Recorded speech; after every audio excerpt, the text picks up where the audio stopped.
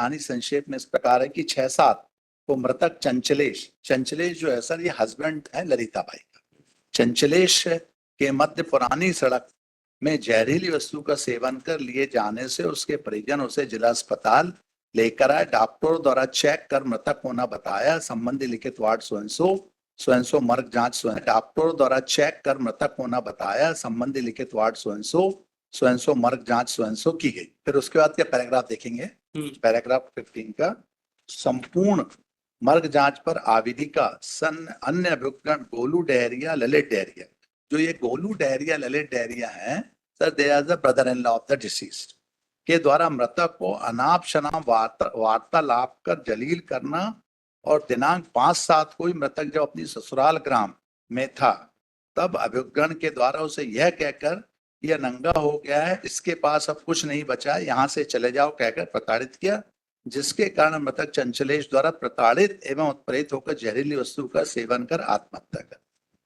Sir ये इसमें इसका ये है, our submission is that lordship there is some the ingredients of the offense under section 107, the IPC has not been established. Even let's say that the suicidal note has to be taken into consideration.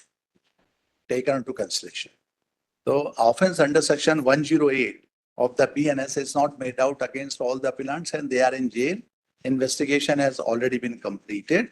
And lordship, because statement of the witness have been recorded and investigation, and I am citing this judgment of page, kindly see page paragraph 18. In this case also, the honorable court has quashed the proceedings, lordship, in the suicidal. और सभी case हमने honourable supreme court and honourable high court lordship they have discussed. चलिए बताइए lordship, date of incident है इसमें 6/7/2024। Lordship इसमें मैं इसके डीडी पढ़ दूंगी लॉर्डशिप।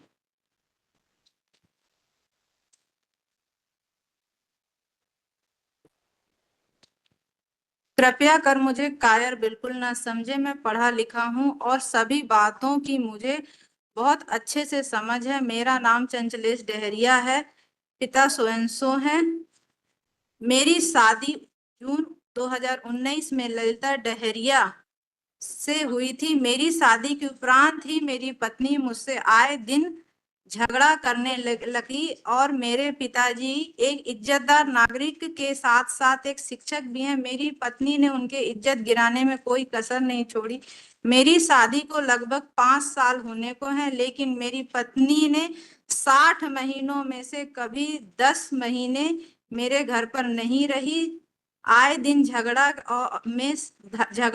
शादी के पूर्व लॉर्डशिप ये पटनी नहीं है, दुकान चलाता हूँ जिससे मुझे 200 से 300 रुपए दिन की आय हो जाती है। तो मेरी पत्नी मेरे माँ बाप को आए दिन एक ही ताना मारती थी, मेरे घर में इतने रुपए लोग दारू पी जाते हैं। चूंकि ललिता का भाई गोलू डहरिया मेरा पूर्व से ही रिश्तेदार है और उसकी वजह से मेरी उसके भाई ललित से दोस्ती बनी। मेरे घर में 2 ट्रैक्टर वाहन थे जिसकी किस्त हेतु मैंने ललित से 40,000 रुपए मांगे थे, क्योंकि ललित अनाज का व्यापारी है और उसकी आय अच्छी खासी। इसके बाद ललित ने मुझसे उसकी बहन की शादी का प्रस्ताव रखा, तो मैंने अपने परिवार को बताया कि गोलू फूफा जी की बहन गोलू और ललित मेरे लिए बोल रहे हैं और घर वालों ने पुरानी रिश्तेदारी के हिसाब से मेरी शादी कर दी एवं मैं अपना 200-300 का काम छोड़कर गांव एवं रिश्तेदारों से अनाज खरीदकर ललित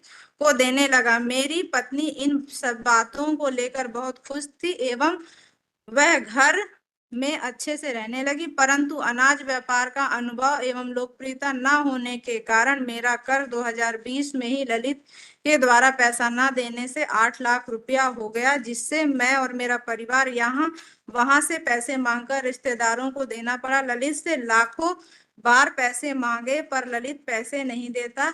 इसके बाद मैंने सोचा कि एक बार और धंधा करके पैसे दे दूंगा, परंतु उस बार भी ललित द्वारा अपने अन्य व्यापारी के साथ मिलकर ठगी की गई सभी बातों का विवरण मेरे लैपटॉप में आवेदन करके फोल्डर में मौजूद है, लेकिन कल दिनांक को मैं अपनी पत्नी को लेने मेरे जीजा जी डॉक्टर ब्रजेश डहरिया जी के साथ जब गया तो मेरे सास एवं बड़े साले ने बहुत सारी आत्मसम्मान को ठेस पहुंचाने वाली बात कही। मैं पे पढ़ने लगी। पुत्र होने के नाते अपने आसपास रहता था, परंतु मेरी पत्नी मेरे माँ बाप को उल्टी सीधी बातों में बदनाम करके किसी दूसरे के साथ रहना चाहती थी और उसके लिए भी खुश था। मैंने यह कदम इसलिए उठाया कि मैंने मेरे परिवार की जगह जमीन बेचकर 42 लाख का कर लिया। उसके बाद मेरी पत्नी पुत्री को लेकर बिना अनुमति एवं सूचना के आए दिन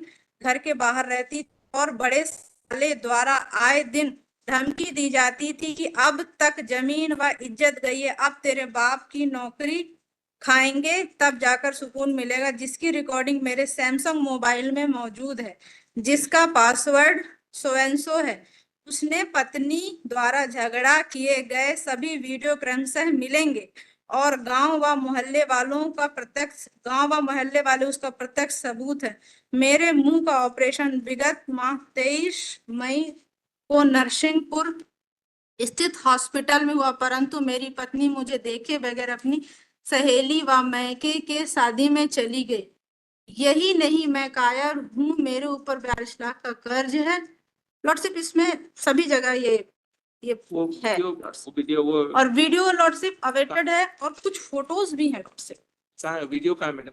वीडियो लॉर्डशिप अवेटेड है लॉर्डशिप। अवेटेड मतलब अभी आई नहीं है लॉर्डशिप, उसकी ड्राफ्ट डायरी में आई होगी ना वीडियो वो। लॉर्डशिप की ड्राफ्ट गया हुआ है। नहीं वीडियो तो होगा ना? नहीं लॉर्डशिप मैं बता दूं।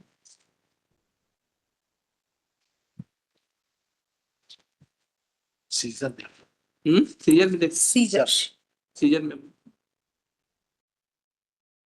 परमिशन